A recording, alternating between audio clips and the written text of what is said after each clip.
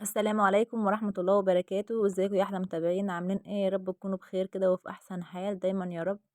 النهارده بقى ان شاء الله هعمل معاكم الطاجن الجميل اللي انتوا شايفينه دون. طاجن لحمة كده بالبصل. ما شاء الله عليه كده، كان طعمه كده تحفة، واللحمة فيه مستوية ودايبة توب كده. شايفين ما شاء الله عليه، شكله يفتح النفس وجميل. بس يا ريت لو انتوا اول مرة تشوفوني بقى ما تنسونوش بقى في اللايك وفي الاشتراك في القناة عشان يوصل لكم مني كل جديد. تعالوا بقى نشوف هنعمل الطاجن الحلو دوت ازاي مع بعض. هنسمي بقى ونقول بسم الله الرحمن الرحيم، اللهم صل على سيدنا محمد وعلى ال سيدنا محمد. هنا اول حاجه بقى معايا اللحمه، هي حوالي يجي كيلو او كيلو الا ربع كده من اللحمه. انا لما بتيجي بقى تعملي الطاجن بتنقي بقى حته اللحمه اللي هي الناعمه شويه كده عشان ايه تستوي معاكي على طول. ما تحطيش يعني لحمه تكون يعني من الفخده او لحمه تكون كبيره، ديت لحمه صغيره عشان ما تاخدش معايا سوا يعني في الفرن كتير وتبقى معايا مستويه وحلو. اول حاجه بقى هنا جبت اللحمه هقطعها زي ما انتوا عايزين تقطعوها، يعني حسب ما انتوا بتاكلوها، كبيره صغيره. هي طالما صغيره يعني ما بتاخدش يعني السوا، بتتقطع يعني حسب التقطيع اللي انتوا بتقطعوها بتستوي معاكم. فهنا بقطعها بقى بالشكل اللي انتوا شايفينه دون كده. يفضل يكون اللحمه تكون مجمده بس شويه عشان خاطر تتقطع معاكم على طول، او لو السكينه حاميه بتقطعها على طول.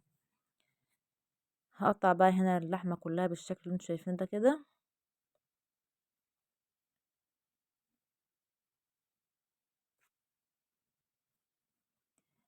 اللحمه هي زي ما انتوا شايفينها يعني حتت رقيقه قوي، يعني مش تخينه قوي، والحته ناعمه، اللحمه بتاعتها ناعمه يعني ما بتاخدش معايا سوا يعني كتير في الفرن.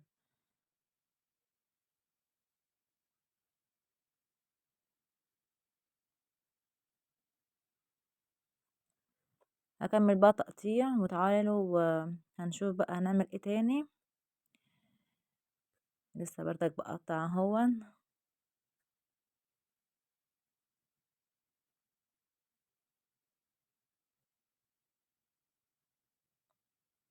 السكينه بس ما كانتش مشجعاني قوي عشان اعرف اقطعها كويس.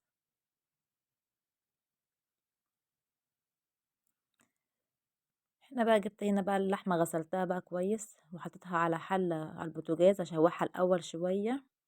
لما بتشوحي بقى اللحمة كده شوية على البوتاجاز من فوق وتنزل ميتها وتشرب منها، بتديكي طعم حلو قوي.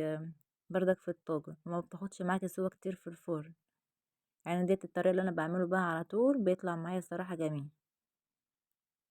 هنا بقى ما شاء الله اللحمة هي شوفوا نزلت ديت المية اللي هي منزلاها، انا ما ضفتلهاش اي مية خالص، ديت المية اللي نزلتها عشان انا مسويها على الهادي. شايفين ما شاء الله بقى ريحتها بقى تتشوح كده تحفة كده. انا ما ضفتش هنا اي حاجه خالص الا الفلفل الاسمر بس. هنا بقى جبت البصل وجبت هنا ملح بكمون وفلفل اسمر وبرضك شويه كمون.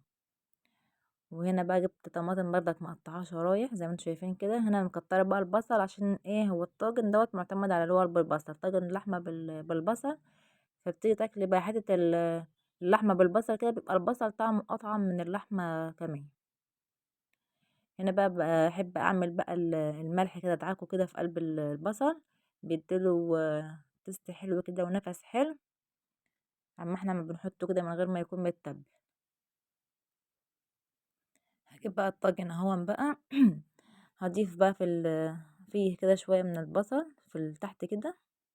هو كده كده يعني هقلبه على بعضه، وبرضك بضيف شريحتين من الطماطم كده تحت.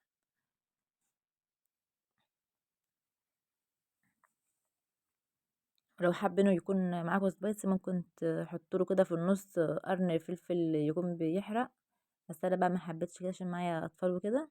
بيدوله بردك نفس حلو قوي او طعم حلو قوي. هنا بقى نزلت باللحمه اهي بعد ما اتشوحت شويه كده بقى ما بتاخدش معايا سوا نهائي وبيستوي على طول.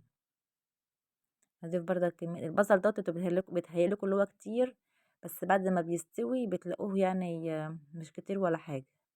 بتلاقوه هبط بقى كده واستوى كله مع بعضه، بيبقى طعمه حلو قوي.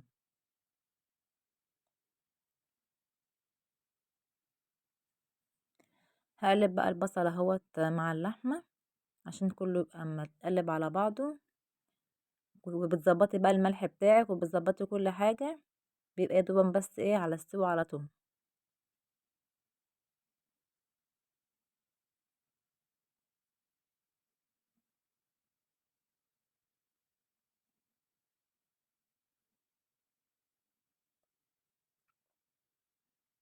هنا بقى قلّبت كل البصل مع اللحمة أهوًا، بقى آخر حاجة بقى أحطها شرايح الطماطم ديًّا باحطها على الوش.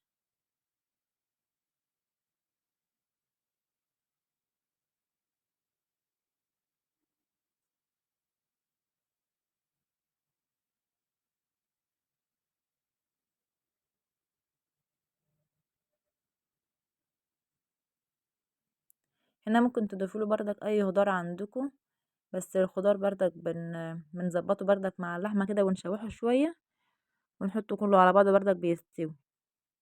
هابقى أعمله لكم مرة في يوم. هنا بقى خلّصت أهيّة شرايح الطماطم كلها أهيًا زي ما أنتم شايفين، بتنزّل بقى المَيّة بتاعتها بقى، والبصل بينزّل مَيّته وكله بيستوي من بعضه كده.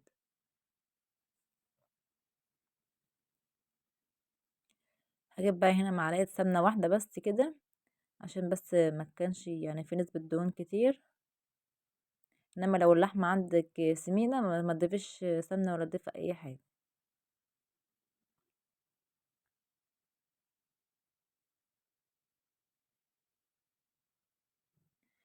هنا بقى أحط شوية مَيّة صغيرين زي ما أنتم شايفين كده، عشان بس اللحمة تستوي فيها ما تبقاش تتحرق من تحت. حطيت حوالي ييجي نص كوباية كده بس ما كترتش، كده بقى البصل هينزل ميته والطماطم وهيستوي كله على بعض، رشة كده ملح فلفل اسمر كده على الوش كده وخلاص. كده الطاجن معايا هو جاهز للسوا، وما خدش معايا اي وقت. وكنت انا بقى مسخنه الفرن على ما انا ما عملته كده هدخله بقى فيه على طول، بس هغطيه. بس انا ما كانش عندي الصراحه ورق فويل، فغطيته بصينيه هي، وانا من تحت معليه عليه اهوت. ولما يغلي غلوتين كده وقرب يستوي اشغل عليه الشوايه من فوق. زي ما انتوا بقى شايفينه كده اهوت استوى، وطلع معايا اهون بالشكل الجميل دوت اهون. شايفين بقى ما شاء الله شكله اهوت تحفه اهوت، واللحمه مستويه خالص والله، وكان طعمه كان جميل كده. جربوا بقى الطريقه ديت هتعملوا احلى طاجن. يعني حبينا نغير يعني من اللحمه المسلوقه، فقلنا نعملها طاجن. طعمها الصراحه كان احلى كتير من اللحمه المسلوقه. وشايفين اللحمه مستويه اهيت ما شاء الله عليه تحفه كده.